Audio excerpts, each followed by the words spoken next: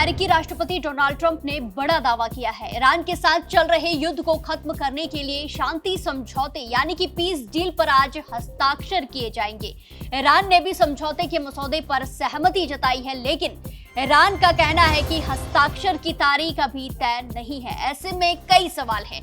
क्या अमेरिका और ईरान के बीच सालों पुरानी दुश्मनी अब खत्म होने वाली है?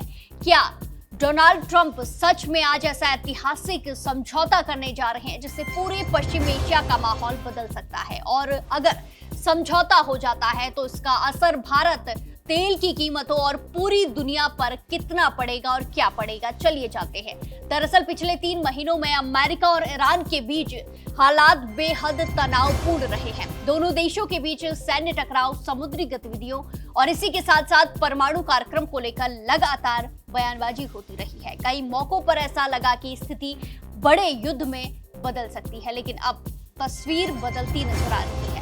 अमेरिका और ईरान के बीच में पिछले कई महीने से चल रहे तनाव के बीच अब शांति समझौते की खबरें सामने आ रही है, पीस डील की खबरें सामने आ रही है। अमेरिकी राष्ट्रपति डोनाल्ड ट्रंप ने दावा किया है कि दोनों देशों के बीच एक ऐतिहासिक समझौता, शांति समझौता तैयार हो चुका है और इस पर रविवार को हस्ताक्षर हो सकते हैं, यानी कि आज के दिन। ट्रंप का कहना है कि यह समझौता दोनों देशों के लिए संघर्ष को खत्म करने की दिशा में बड़ा कदम साबित हो सकता है। हालांकि दूसरी तरफ ईरान का रुख थोड़ा सा अलग है। ईरान अभी भी पूरी तरह आश्वस्त नहीं है, असमंजस में स्थिति दिख रही है। तेहरान ने माना है कि समझौते के मसौदे पर काफी हद तक सहमति बन चुकी है, लेकिन अभी हस्ताक्षर की जो तारीख है वो तय नहीं हुई है, जो साइन करने की तारीख है वो तय नहीं है। ईरान का कहना है कि कुछ तकनीकी और राजनीतिक प्रतिक्रिया अभी बाकी है, उन्हें पूरा होने में कुछ और दिन लग सकते हैं। बात की जाए समझौते में क्या क्या हो सकता है, तो मीडिया रिपोर्ट्स के मुताबिक इस संभावित समझौते के लिए, इस डील के तहत सबसे पहले ईरानी बंदरगाहों पर लगी अमेरिकी नाकेबंदी हटाई जा सकती है। इसके अलावा करीब 60 दिनों का युद्ध विराम यानी कि सीज फायर लागू करने की भी योजना है, जिसे आगे भी बढ़ाया जा सकता है। ट्रंप का साफ कहना है कि डोनाल्ड ट्रंप का साफ कहना है कि अमेरिका ईरान को कोई आर्थिक भुगतान नहीं करेगा। वहीं उन्होंने ये भी कहा है कि हालात सामान्य होने के बाद ईरान के उच्च स्तर के संवर्धित यूरेनियम को नष्ट किया जा सकता है। वहीं दूसरी ओर ईरान चाहता है कि उसके परमाणु कार्यक्रम से जुड़े कुछ अधिकार सुरक्षित रहें, सेफ रहें।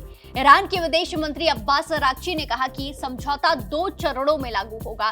पहले चरण की बात की जाए तो पहले चरण में युद्ध विराम और आर्थिक मुद्दे शामिल होंगे, तो दूसरे चरण की बात करें तो दूसरे चरण में परमाणु कार्यक्रम पर बातचीत होगी। इससे पहले आपको बता दें कि विदेश मंत्री अब्बास अराक्ची ने कहा था कि समझौते पर आने वाले दिनों में हस्ताक्षर हो सकते हैं।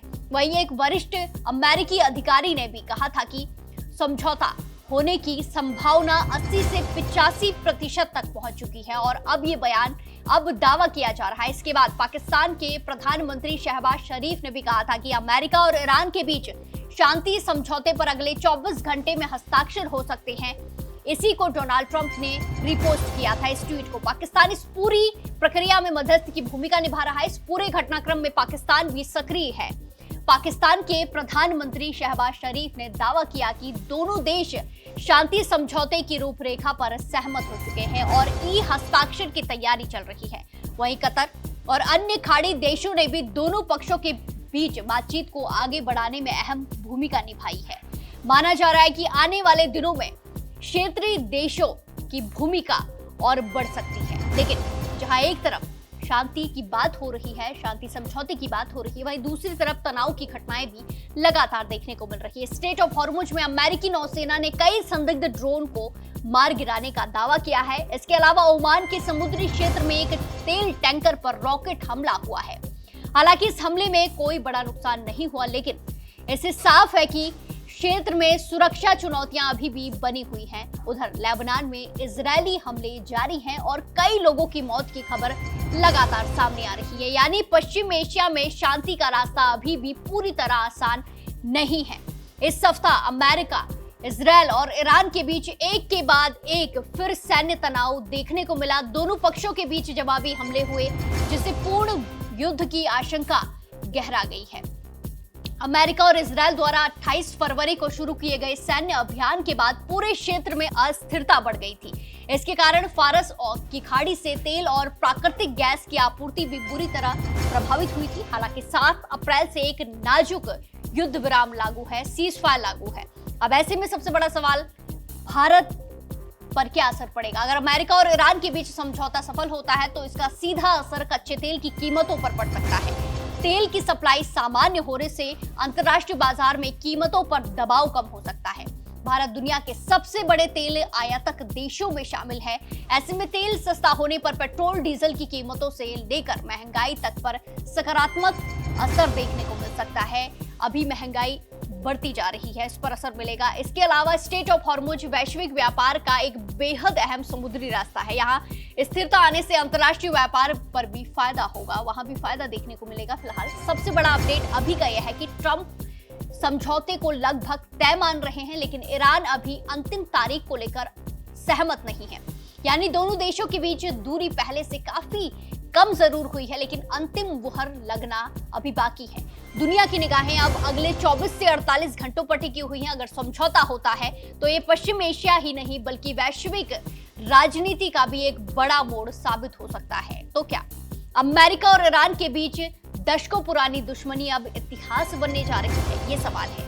क्या ट्रंप का दावा सही साबित होगा? ये भी सवाल है। और क्या ये समझौता पूरी दुनिया को राहत देगा? इन सभी सवालों के जवाब आने वाले कुछ दिनों में साफ हो जाएंगे, जब जो डील है, जो समझौता है, उस पर हस्ताक्षर होंगे। फिलहाल के लिए इतना ही। आप इस पूरे मामले में क्या कुछ सोचते हैं, हमें कमेंट्स में जरूर बताएं। और बाकी देश और दुनिया की तमाम बड़ी अपडेट्स के लिए जुड़े रहिए दैनिक जागरण के साथ। नमस्कार।